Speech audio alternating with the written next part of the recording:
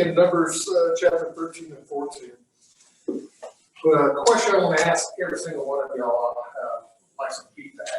What would you say was the last major transition you made in your life? What led to that transition, and how did you go about making the decision to risk the move to something new? Anybody? Major transition. Well, decided to be with Gilbert all these years. That's a big deal. That's not the last one.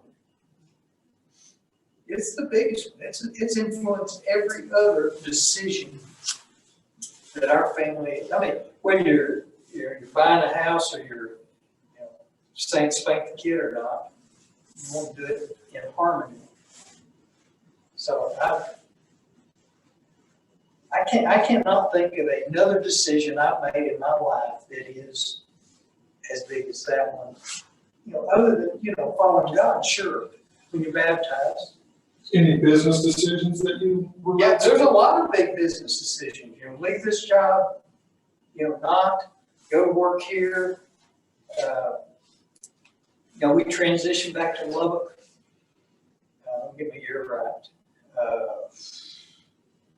That's 70. No, it's 70. That's when he was born. It'd be 95. So when we came back here, we left Dallas. That was a big decision, but you got to put guilt in the middle of that too. Well, how did you make that decision? What led you to make it? What steps did you take? Well, she kept saying, we're going to be all right. So it gave me comfort that the decision I made was going to be all right. I don't know if that's where you're headed or not. But yeah, we moved back here. Then we moved to Colorado. Then we came back here. Those are big life decisions. They feel pretty minor to the unit. Anybody else have any?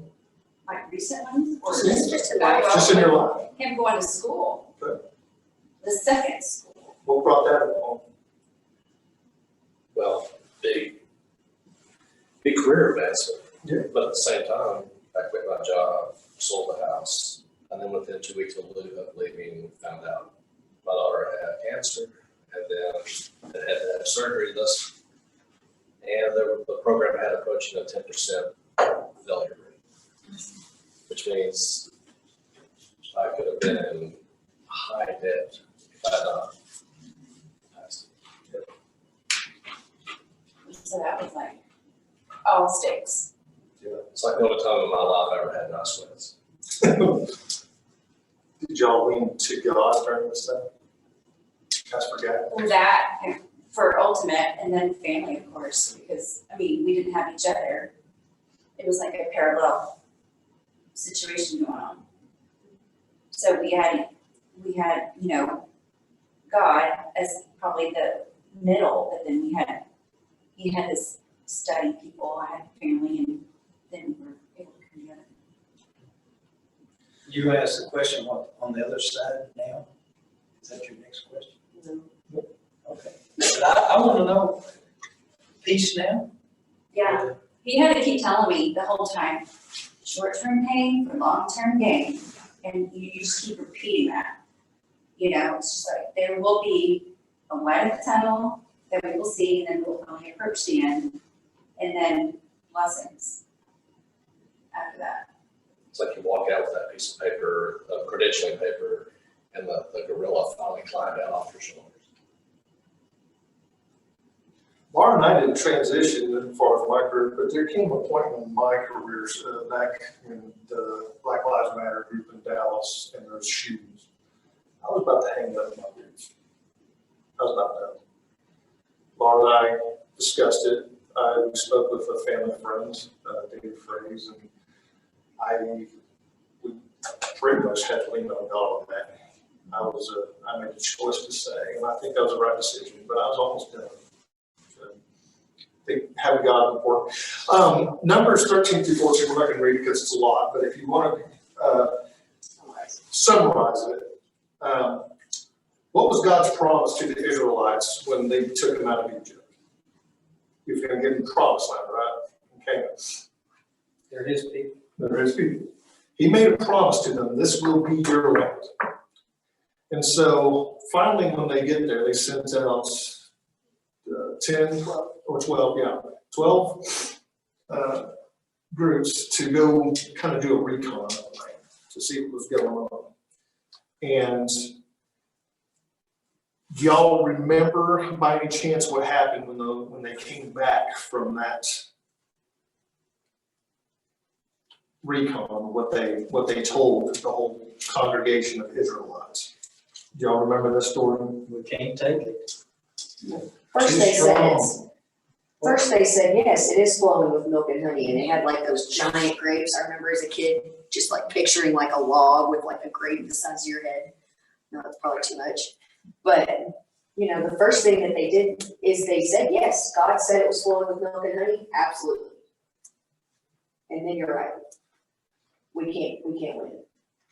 So They're too strong and too powerful. they're too strong and too powerful. And then so what happens when they started, they're telling everybody in the congregation saying, we can't do this.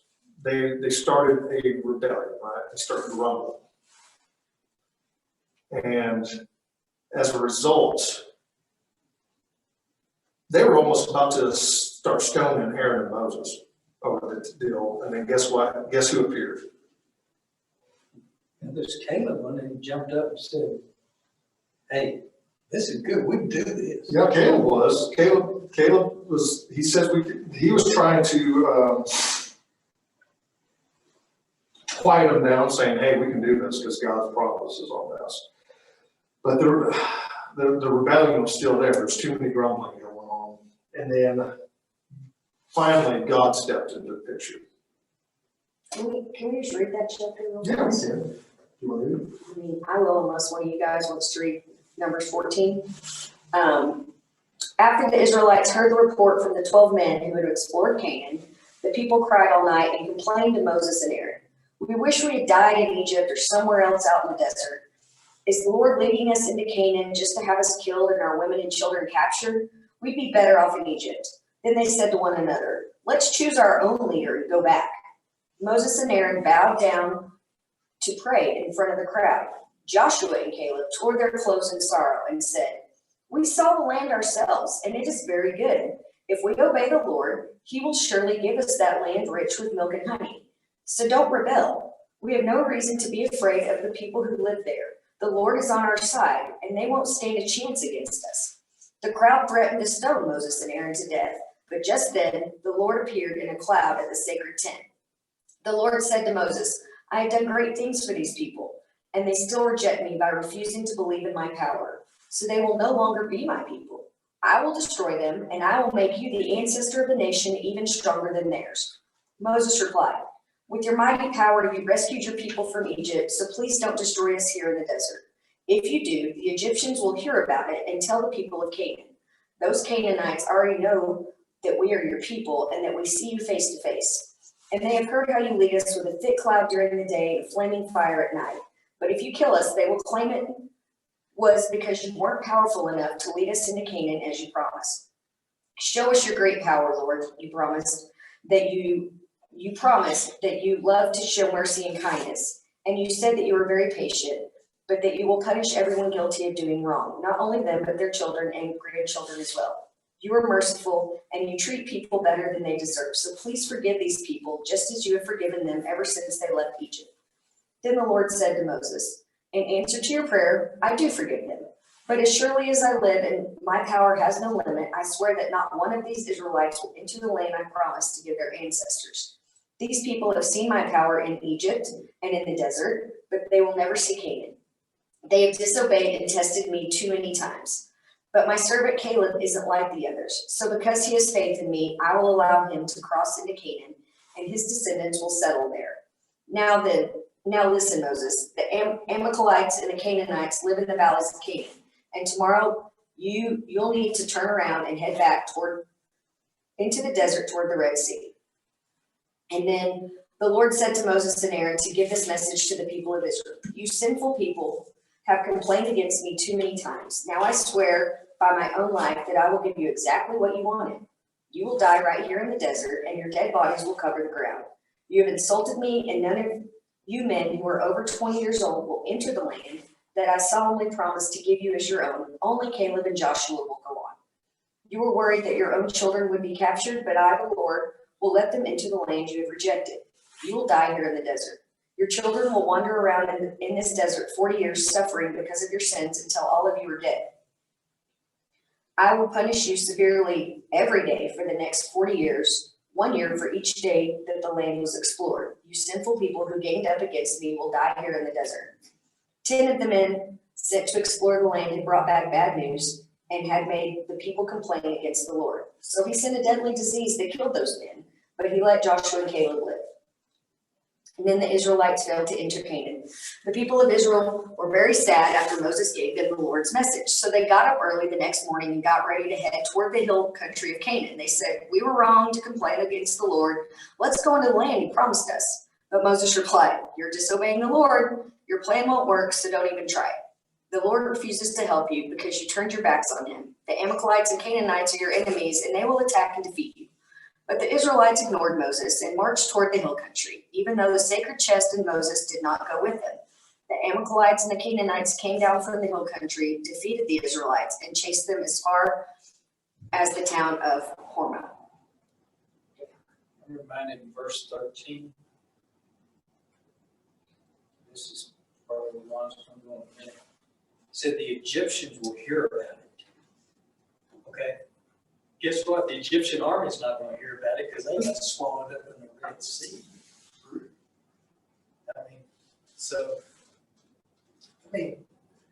Just watch them march across the sea on dry land. And it hadn't been, I think they said the time frame here is only a few, maybe months. I mean, in the study of this. So wouldn't that still be kind of fresh in your mind? We're going wild. Hey, there's a sea there, there was a sea there, it swallowed up the Egyptian. Oh, but these people are too powerful. Really? And God showed many signs during this, leading the Israelites out of Egypt. One thing that I always thought would be the coolest thing is a fire pillar in the sky, leading you by night. I mean, how cool would that be? Just to see. Yeah, so three things. They disregarded God's plan by wanting to go back to Egypt. They desired to replace God's appointed leader to take them there. And they blamed the Lord taking them out of Egypt in the first place. So let's get back to the grumbling thing. What does grumbling do? Changes everybody's attitude. Does it benefit anything at all? It's kind of like a little fire that starts. You know, you sit there and smolder, you can step on it, go out. Then next thing you know, it's blazing.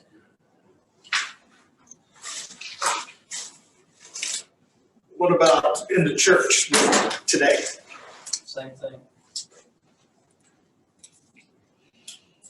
What can that cause to a church? Divisiveness. I think that's probably why, even in the Bible, it says if you have a problem with your brother, take it to your brother and not anyone else, because that could be the fuel for a fire.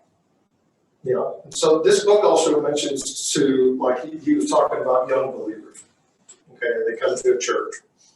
They're getting on the verge. Okay, yeah, I do believe in Jesus. Yes, this is awesome, Bill. And then what happens when he sees grumbling going on in the church? Does it make them want to stay, or does it make them leave? How many, okay, I'm old. How many church splits have y'all been through or seen? We went to one after the fact in Victoria, Texas. And we went to the church, we were going to that church. That was, I guess, was it the splinter one or the, And then we were hearing things about the other ones, we went to the other one, and oh my word, Oh, no fixed lie. witnesses. The thing, oh, that day was crazy. I walked out. Yeah, we have never walked, he was wearing That bright surprised red me. shirts. And he walked out in his bright red shirt. Yes. And they, I stood up right in the middle of the congregation, I looked at her, I said, let's go. yeah, we What did. was going on there? The song leader apparently had a sick child or something, and he was up there doing his thing, and then all of a sudden he goes, and for you people who think that I'm not a good parent, and my wife is not a good parent for dealing with our sick child, then you're wrong. He And he basically wronged the church in some manner, and Public. he gave a half-baked apology that really wasn't. But it was a speech, more or less. Yeah, It was just- bizarre. It was, I'd say, yes. So we've all, or we've seen or experienced, years ago, it was for the kitchen in the church. Or, The gym. oh, Yes. Can't have gym. gymatorium is a big problem.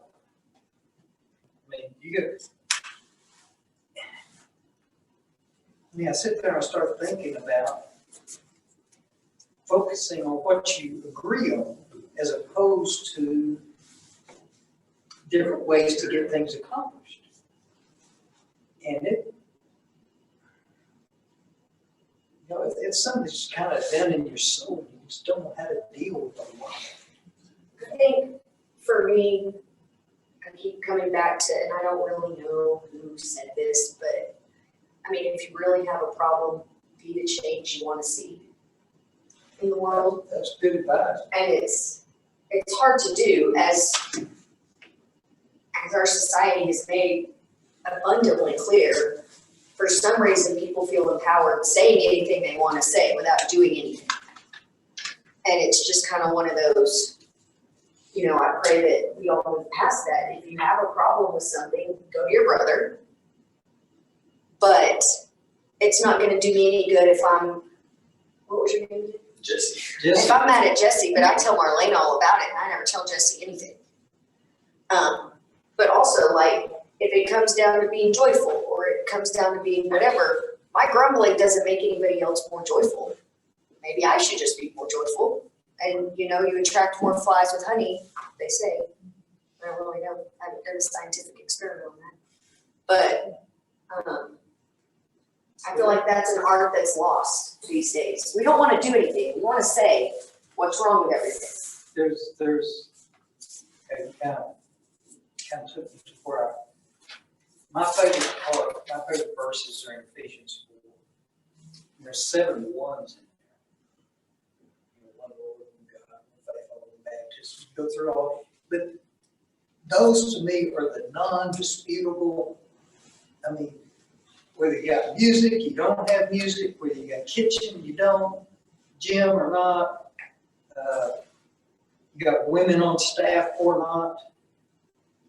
Those are the only things in my life that I've never, ever found it not to be solid.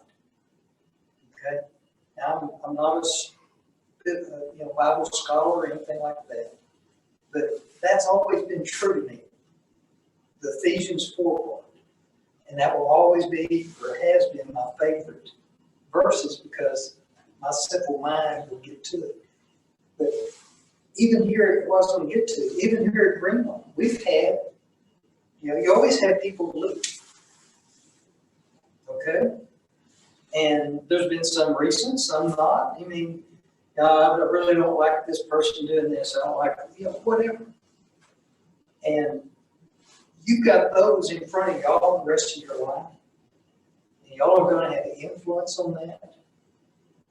And every church develops their own, every congregation develops their own culture.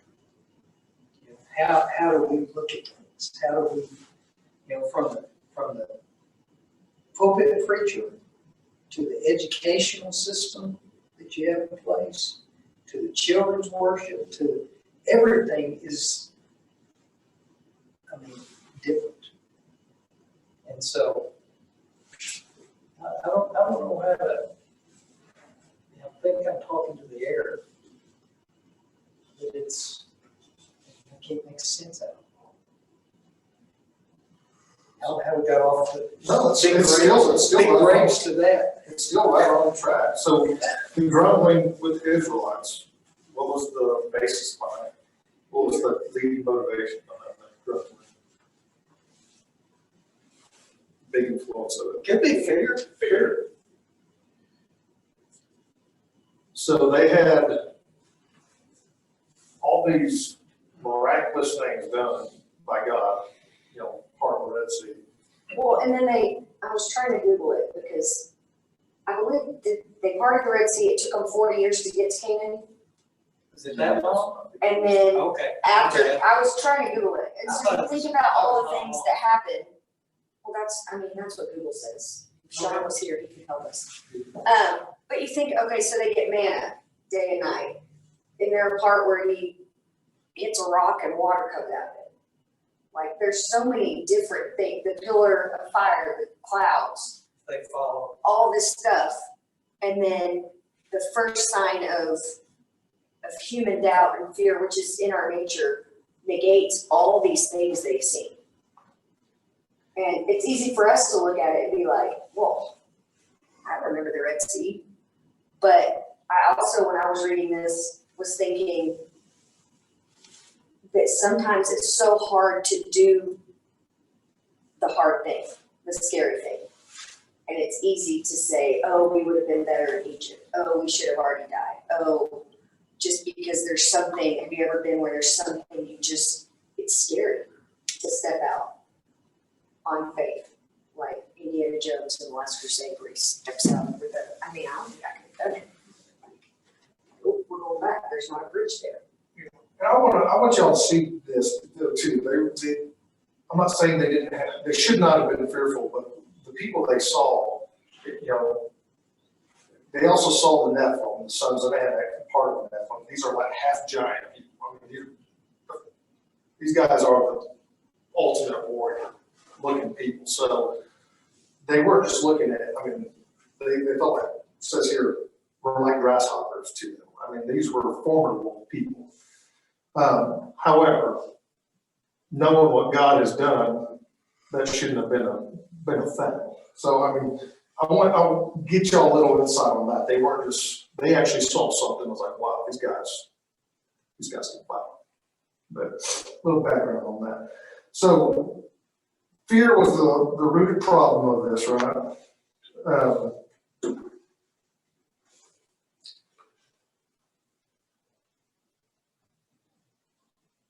Fear replaced any resemblance of faith. How does that happen in the church today? Do we act on fear? Does our leadership act on fear? I don't know. I don't think our leadership acts on fear. I don't know. Yeah, I think they act on faith. good.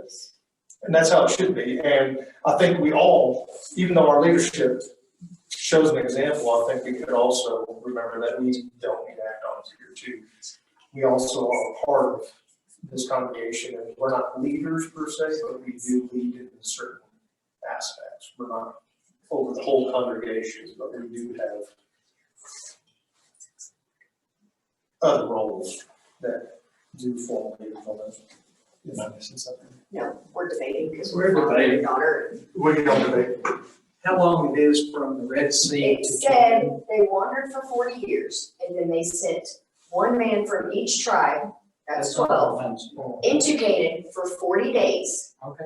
to explore. And then they wandered. And then when they came back, It's God all- said, for every day that we explored and you doubted me, you will spend another 40 years and suffer while you're I children. understand the 4 years, but it says how many days walk from Egypt to Canaan? I'm just, we're 40 both days. Googling here. It's only 40 days walk from Egypt to Canaan. Maybe, but it said they wandered for 40 years before they got there. Okay. Yeah, Bible says that or Google says that? well, they were in the desert for 40 They years. were in the desert for 40 They years, were in the even desert. if it would have been a straight They shot. were after. Yeah, but was that after the Red Sea or after? That's what we were Googling in our, I wish, look, we don't. Kyle, if you have an Here's the opinion, point, here's the Kayla, point. if you have an opinion. Their memory should have been back to the Red Sea. I was trying to say, Because on if it's the way 40 there years, is with the manna it does get a little and back. all the stuff. Cause how old are y'all? You're not 40. you're probably Genesis, some of you. Exodus, 38. 43 this month, Really? February. look, Genesis, Exodus, Leviticus, Numbers, that's when you're wandering. Numbers is when they get to the promised land. Okay. And he sends the people who forgot And back. Google's wrong. I think we Googled two different things. Welcome to my family. That's okay. I mean, Ron, what was your point? Well, Have we diverted you? we might have diverted me. It says, There's just no reasonable There- analogy, given the conditions. it On says, the water way, there's no analogy. Here. Fear versus. My mind didn't catch it. The whole Yeah. point is their memory. I mean, I put How long, yeah. how many generations were they in Egypt? Here's a better Was it question. 400 years? How many generations were in They were in Egypt? Because Egypt for 400 years. remember, there's only a few at first, and then they outnumbered. the yeah, and that's when Egyptians. they became slaves. They had so many people, and, you know, the population grew so large, and the Egyptians were afraid of them. I mean, they have a lot of history here that they can draw on and know that God's providence is going to prevail. You know, I'm trying to think how the caravan of Israelites that left Egypt and went across the Red Sea, how big was that? I mean, I want to say it's a million I mean, people. no way, imagine. What's that? I mean, of all the, are you saying the ones that fled Egypt? Yes. I mean, you gotta think that there was so many people that the army thought, oh yeah, we can catch them. And they went across, and then think about manna falling from heaven to feed that people. It's just a miracle after miracle after miracle. All right, diversion over. No, Too we're bad not. Bill wasn't here to referee. We'll still have lunch. We'll get to discuss. I don't think it was diversion, I think this is good stuff. I wonder if they have walked down and stayed in town themselves. I think they were told to wonder because God was providing manna as the pillar and the fire. I don't really know. Well, that was during their punishment phase, right? To weed out. That's what I think. Yeah, you got a bunch of them got to die. Anybody 20 years and old could not enter. So he probably disorientated them where they couldn't go back. You can do whatever. Well, the punishment was after the fact that, After they got to Canaan. after they Then got. they rapidly. They reached Canaan And then they. and then the 10, not Joshua's Sorry, name, my but history the is 10, not good. I'm the sorry. 10 that grumbled and caused dissension amongst, Their family was weak. they got weeded out, it says, and, I mean, look at everything you did. If you're, what's it, above the age of 20, Yes. and it's like, okay, yeah, I mean, I forgive you, but doesn't mean you get to go there. So really, the big lesson is the grumble of this week.